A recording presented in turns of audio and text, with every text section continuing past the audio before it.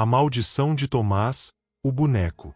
Eduardo e sua esposa, Clara, eram pais dedicados a Gabriel, seu filho de 7 anos. Ele era um menino doce e curioso, que adorava brincar com bonecos de ação e construir cenários imaginários. A vida parecia perfeita até um evento estranho mudar para sempre a rotina da família. No aniversário de Gabriel, eles decidiram fazer uma festa simples em casa, com amigos e familiares próximos. Um dos presentes que o garoto recebeu era um boneco antigo, que parecia ter sido feito à mão, com roupas desgastadas, mas incrivelmente detalhado. Ele tinha cabelos negros, um sorriso largo e costurado, olhos de vidro castanhos, e seu nome estava bordado em um pequeno macacão, Tomás. Clara perguntou quem havia dado o boneco, mas ninguém na festa soube responder. A caixa misteriosa que o acompanhava estava sem identificação. Eduardo achou estranho, mas Gabriel adorou o presente. Naquela noite, ele brincou com Tomás até tarde, e antes de dormir, fez questão de colocá-lo em sua cama. Na primeira noite, o silêncio da casa foi interrompido por um som suave, quase imperceptível, como se algo estivesse se movendo no quarto de Gabriel.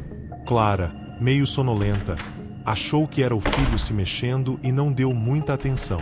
No entanto, na manhã seguinte, Gabriel acordou pálido e quieto, diferente do que era normalmente. "O Tomás sussurrou para mim durante a noite", disse ele, com olhos arregalados. Eduardo riu, achando que era a imaginação de uma criança, e Clara tentou acalmar o filho, dizendo que bonecos não falavam. Mas, à noite, o clima na casa começou a mudar. Objetos começaram a se mover sozinhos, portas rangiam sem explicação, e Clara começou a perceber que os olhos de Tomás pareciam segui-la. Na terceira noite, Gabriel acordou gritando. Quando Clara e Eduardo correram até o quarto do filho, o encontraram encolhido no canto da cama, tremendo. O boneco estava no chão, e seu sorriso parecia mais largo, mais perverso. "Ele tentou me machucar." Naquela noite, Eduardo tomou uma decisão. Pegou o boneco e o trancou no porão, pensando que aquilo resolveria o problema. Mas mal sabia ele que isso só pioraria as coisas.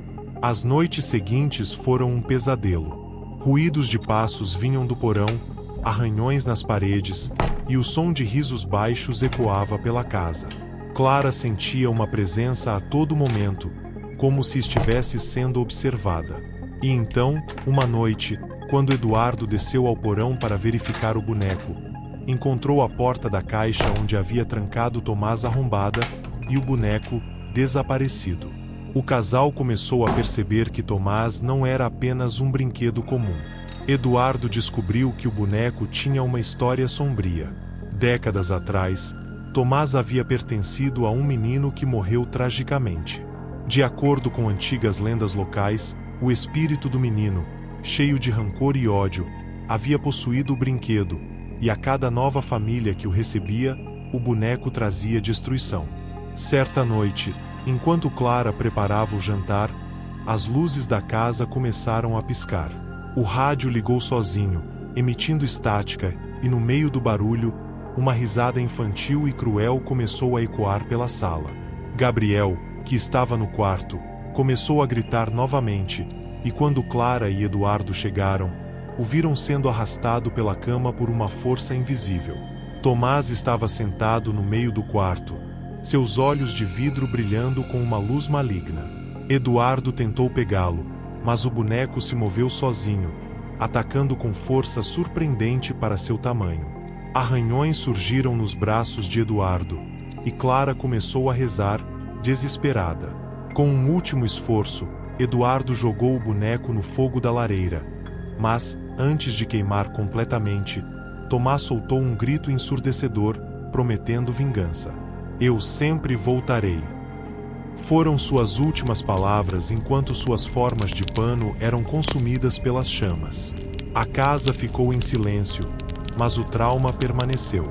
Gabriel, embora salvo, nunca mais foi o mesmo, sempre olhando para trás, esperando que Tomás cumprisse sua promessa de vingança. Os dias se passaram e a família tentou seguir em frente, mas uma noite, enquanto Clara colocava Gabriel para dormir, algo no chão do quarto chamou sua atenção. Uma pequena mancha de cinzas. Ela se aproximou, com o coração acelerado, e no centro da mancha, encontrou um pequeno pedaço de pano queimado com uma letra bordada. T. A casa, mais uma vez, foi tomada pelo som de risos baixos e perturbadores.